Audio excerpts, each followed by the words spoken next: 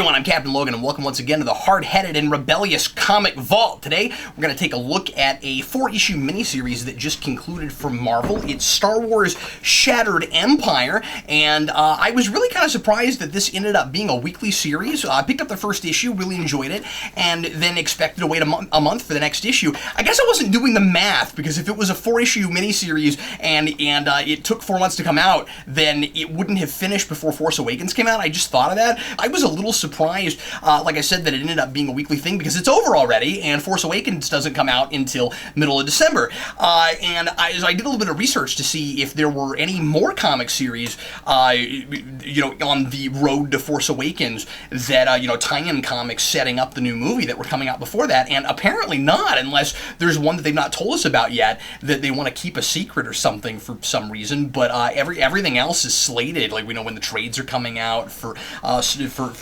Star Wars and Darth Vader and that stuff. We know about Vader Down, and even like I think Chewbacca #5 doesn't come out until like January. So it's or January, February. So anyway, I thought it was an odd choice, really. So we get I guess this one miniseries, unless my research is wrong, for leading up to the new movie, and then a few tie-in novels. Like I said, all these things with this banner journey to the Force Awakens. And I don't know if this is, I should have looked into the rest of them. I don't know if this is the only thing we're getting that is set after Empire Strikes Back. I know this, or I'm sorry, Return of the Jedi, Battle of Endor. I know this is supposed to be the first thing in the new expanded universe that we get to see right after 6. Really cool that Greg Rucka got the honor of getting to write that. And I know that like one of the tie-in novels is Princess Leia and whatever she's doing between 5 and 6. So I don't know how much more of after 6 we even get to see in the prose novels, but because I haven't picked any of those up yet. But I think there might be at least one. But anyway, so this is basically the events just after Endor, and in fact we get to see a little bit. It actually starts kind of right at the tail end of the Battle of Endor, and we see a few of those key, now kind of iconic moments drawn in glorious full-page spreads here. This is, by the way, written, as I said, by Greg Rucka, with art by Marco Cicchetto and Angel Yunzuda, and wow, Cicchetto's artwork is just absolutely marvelous in this. It's gorgeous. It's wonderfully cinematic. It's hugely thrilling. Just like I said with the Star Wars comics, with the main Jason Aaron Star Wars book and Darth Vader, it reads like you're watching a movie. You kind of forget you're reading a comic book while you're going through it. It's wonderfully dynamic and action-packed. A lot of really great cinematic camera angles, and it looks just like storyboards for one of these movies, and I feel like a lot of this stuff is kind of movie-worthy. We're with our mainstay characters at the beginning of this, and then the Battle of Endor finishes up, and everybody is cheering and excited because they've allegedly, ostensibly defeated the Empire, just like at the end of Return of the Jedi, and then all of a sudden it turns out that there is that there's an Imperial base on the other side of the moon of Endor, and we've got to go now try to wipe that out. And as we move along, we find out that there are more and more remnants that we didn't know about that are still trudging on as if nothing happened, trying to keep the Empire alive and continue to rule with an iron fist through fear, just as the Emperor would have them do. We are, as I said, with our main characters at the beginning of this, and then the torch is sort of kind of passed off, or at least in the first issue it sure seems like it's going to be, to a romantic couple. We've got a Shara Bay, I think her name is, and Kes Dameron, and it's a male and female fighter pilot duo, and they are wanting to get married and have children and settle down, but they're afraid that they aren't going to be able to do that because it's hard to tell if they have really defeated the Empire and if they're going to be able to, hurry up and set up I assume would be the New Republic, like it is in, the Thrawn trilogy, or if they're going to have to continue the fighting because the Empire is lingering on, and they want to fight for freedoms because, of course, the old adage, freedom is never free. And so the whole story is about family, and it's about finding that balance between living your life and fighting for the right to live your life, and when should you quit and when should you continue, when is that appropriate. And it's a question that's never exactly answered, and I like that about it. So anyway, the first issue is basically just setting up this couple and the status quo for this shattered empire, and that's exactly what it is. And then some time passes between the first and second issue. Basically what it reads like is a story bookended by two pieces of basically status quo setting up. So you have this is what the Empire is, how the Empire is trying to stick around, and then you have a two-part story in the middle about the Emperor's lingering fingers beyond the grave, which is really cool, and I'll get into that in a second. And you kind of split off the couple, and you have them in two different places. Shara is off trying to protect Princess Leia and recruit some new people into the rebellion, and well, I guess now the Alliance. And then, of course, they end up going to the most dangerous place they could possibly go, and they don't realize it, which ends up being Naboo. And that's the most interesting part about this, I think, and again, I'll get to that in a second. And then you have the less interesting story, which is, and it feels like less time is spent on it, although I might have just breezed through it because it wasn't as interesting to me, where Kesh is going off with a Han Solo in order to take out a Star Destroyer. And then in the final part, the fourth part, it's basically a cap-off thing where we reunite this couple, and they get to basically fly off into the sunset at the end, and well, they settle down on a planet. That's what they want the whole time. They get what they want at the end after making sacrifices, mostly of their time with their son to the Empire. And I'm not sure how old he is, but at the end I think he's just a year old. But anyway, and then as I said, at the end, the idea is that Shara decides that maybe it's okay for she and her husband to settle down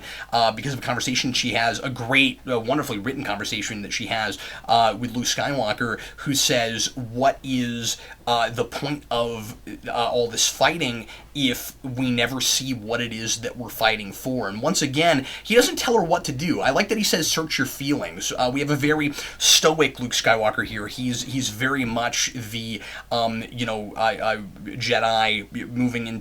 trying to move into Jedi knighthood that he was in 6, and that has continued into this year, and he seems to even be more sure of himself and strong in the Force and all of that. I really like that he's suddenly this wisdom head talking to Shara and giving her this kind of advice that he couldn't possibly have come up with or given anybody before he became a Jedi and before he went through what he's been through. And so it's really kind of neat to see that come full circle. And it really is kind of past his story. Another thing that people complained about a little bit when this came out was they didn't like that we were following these other two random characters just to set up a guy that was going to be in this new movie that we don't know anything about, and how come we can't follow our mainstays.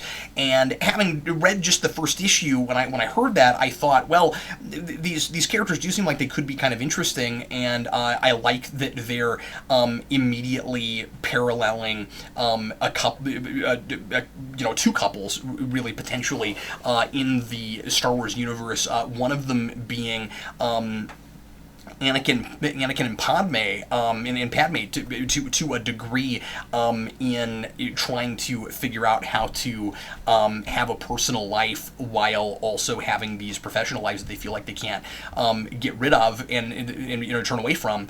And then also, and probably more so really, especially having read the rest of it now, Han Solo and Princess Leia, who are who we know eventually are probably going to have children if anything from the old expanded universe is brought into this new continuity. And I mean, I bet you $1,000 that some of the characters that we have already seen in previews for the new Star Wars movie are, you know, a son or a daughter or both of that couple.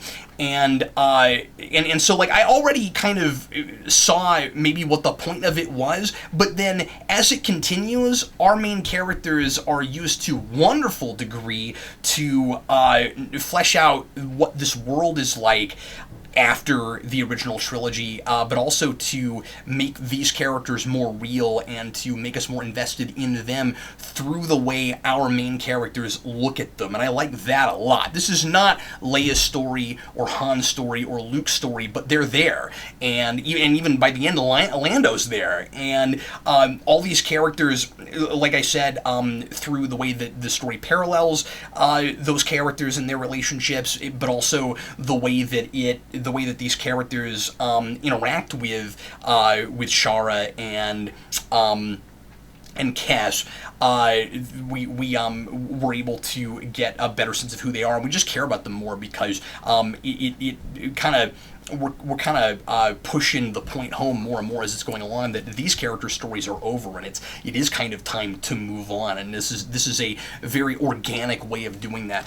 My favorite thing about this whole miniseries, as I said, is this idea that the Emperor's fingers reach out past the grave, and he has this terrifying plan called Project Cinder, which is really on the nose, but the Emperor is not a subtle guy at all.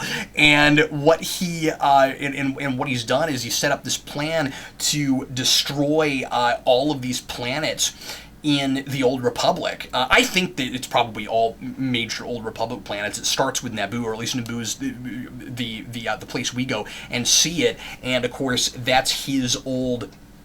That's where he's from. That's his old stomping grounds, and that's where he was in the new trilogy, the prequel trilogy. I think this book does as effortless a job as humanly possible of integrating the prequel trilogy stuff in an organic way. And like I said, that was my favorite thing about it. There's this great moment on Naboo where Princess Leia walks into the room where Darth Maul got killed, or it's right around there, and she has this she has this moment where her Force senses make her pick up on that, and there's like this residual energy of that fight, and we don't linger on it, we don't talk about it. There's this wonderful panel where you see Darth Maul's face in front of her face, and then she just kind of moves on, but she's haunted by it.